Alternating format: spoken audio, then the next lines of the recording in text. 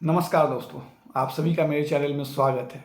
दोस्तों, एक ज़माने बाद एक ऐसा इंटरव्यू देखा कि जिसको देख के दिल खुश हो गया। दोस्तों, ऐसा लगा कि मानो एंकर बहुत ही बढ़िया सवाल अपने इंटरव्यूअर से पूछ रहा हो। और दोस्तों, ये इंटरव्यू शुभांकर मिश्रा ने लिया है और मनीष कश्यप का लिया है। तो दोस्तों, इस इंटरव्यू में मनीष कश्यप से शुभांकर मिश्रा ने बहुत ही अच्छा सवाल पूछा, जिसमें कि मनीष कश्यप ने एक भी सवाल का सही से जवाब नहीं दे पाए। दोस्तों, उसमें से कुछ सवाल का जिक्र मैं आज अपने इस वीडियो में करूंगा, जो मुझे वाकई में बहुत शानदार लगा और जिसका जवाब मनीष कश्यप नहीं दे पाए। उसमें सबसे पहला सवाल जो था दोस्तों, वो ये था कि मनीष कश्यप ने अपने यूट्यूब चैनल पे एक बार ये बयान दिया था कि मोदी के बारे में, मीन्स देश के प्रधानमंत्री मोदी के बारे में, कि मोदी ने देश को बर्बाद कर दिया। दोस्तों, आप सभी को पता होगा कि आज वही मनीष कश्यप ने बीजेपी ज्वाइन किया है और मोदी के गुणगान गा रहे हैं। तो जब ये सवाल शुभांकर मिश्रा ने मनीष कश्यप से पूछा तो सबसे पहले मनीष कश्यप मुकर गए और मनीष कश्यप कहने लगे कि मैंने ऐसा बयान नहीं दिया। लेकिन शुभांकर मिश्रा ने बहुत अच्छी तैयारी करके आए थे और उन्होंने वो वीडियो मनीष कश्यप को दिखाया कि देखिए, आपने ये बयान दिया था। जब मनीष कश्यप ने उस वीडियो को देखा तो उन्हें कुछ समझ में नहीं आया, तो उन्होंने जो जवाब दिया वो सुन के सारे लोगों को हंसी आ जाएगी दोस्तों, और लगेगा कि ये कोई अनपढ़ भी ऐसा जवाब ना दे। और वो जवाब देने लगे कि राम जी जब गए थे, जब जन्म राम जी का हुआ था तो कोई नहीं जानता था कि ये मर्यादा पुरुषोत्तम है। राम जब गए सीता जी के साथ वन में तो भी कोई नहीं जानता था कि वो मर्यादा पुरुषोत्तम है। लेकिन राम जब रावण को पराजित कर दिए तो सबको लगा कि ये मर्यादा पुरुषोत्तम है।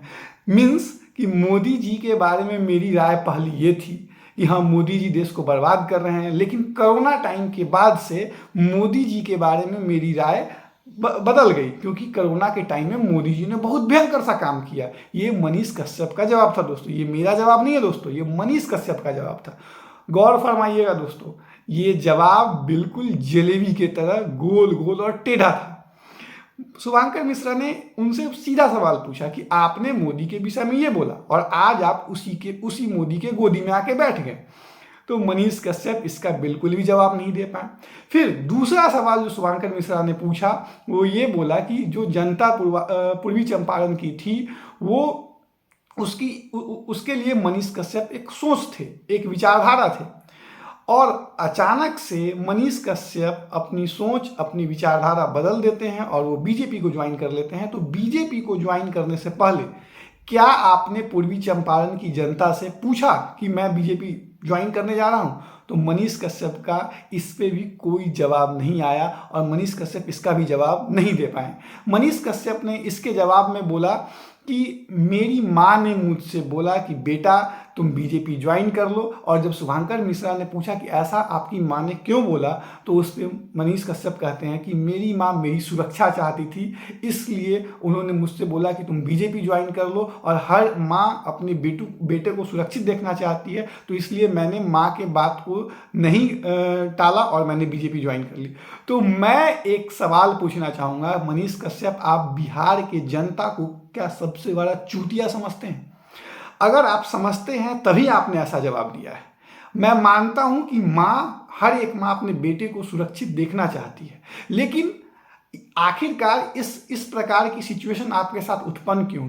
क्योंकि आप चाहते थे कि आप राजनेता बने, आप लोगों के लिए फाइट करना चाहते थे। तो ऑब्वियस सा बात है, जब आप कोई अच्छा कार्य करते हैं तो उसमें उस कार्य के बीच में कुछ रुकावटें आती हैं। अगर उस रुकावट को देख अगर आप घबरा जाए तो फिर आपसे कोई भी कार्य नहीं होगा, और आपने वही किया। एक समय आपने जिस बीजेपी की धुलाई की, आज उसी बीजेपी के गोदी में जाके बैठ गए। इससे ये पता चलता है कि आप एक नंबर के मौका परस्त इंसान हैं। और शुभांकर मिश्रा के इस सवाल का जवाब भी आप अच्छे से नहीं दे पाए। फिर दोस्तों, शुभांकर मिश्रा ने एक तीसरा सवाल पूछा कि आप बिहार को बदलने, बिहार को विकसित करने और बिहार को संवारने की बात करते थे, और अब ऐसा लग रहा है कि आप बीजेपी को बदलने, मीन्स अब खुद को बदलने और बीजेपी को संवारने की राह पे चल पड़े हैं। इस सवाल पे भी मनीष कश्यप के पास कोई जवाब नहीं था और वो बस शुभंकर मिश्रा से 5 महीने का वक्त मांग रहे थे कि मैं 5 महीने में जो वादा किया हूँ वो पूरा करूँगा, 5 महीने में मैं बिहार को बदल के रख दूँगा। बट हकीकत तो यही है दोस्तों कि लोग को पता है कि 5 महीने क्या 5 साल में भी अगर आप विकास कर दिए या आप बिहार को बदल दिए तो ये बहुत बड़ी बात होगी। तो इस इंटरव्यू में जितने सवाल शुभंकर मिश्रा ने मनीष कश्यप से पूछे, उस सारे सवाल का जवाब मनीष कश्यप देने में असमर्थ दिखे और मनीष कश्यप कहीं ना कहीं हर सवाल को घुमा रहे थे और वो अपनी कहीं ना कहीं उनकी हार जो थी वो चेहरे पे साफ तौर पे दिख रही थी। और लास्ट में फाइनली उन्होंने शुभंकर मिश्रा को यह कह दिया कि आप बहुत अच्छी तैयारी करके आए हैं और आप बहुत ही इंटेलिजेंट पत्रकार हो।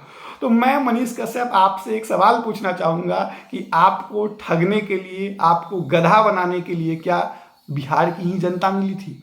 और अगर आपने ऐसा किया है तो अब और नहीं होगा और अब लोग आपके ठगी का शिकार नहीं होंगे और अब लोग आपसे जवाब मांगेंगे और जब तक आप जवाब नहीं देंगे तब तक लोग आपके साथ नहीं होंगे और आपका जवाब होगा कि आप बिहार की जनता के लिए कुछ करें, बिहार की जनता के लिए विकास करें और बिहार की वो ब्रांड बिहार बनाएं जो कि कभी आपका मुँह ही हुआ करता था। दोस्तों, अगर आपको मेरा वीडियो अच्छा लगा हो तो मेरे वीडियो को लाइक और शेयर करें और मेरे चैनल को सब्सक्राइब करें। और अगर आप इस पूरे इंटरव्यू को देखना चाहते हैं तो शुभंकर मिश्रा के यूट्यूब चैनल पे जाएं और इस पूरे इंटरव्यू को सुनें। Thank you for watching my video.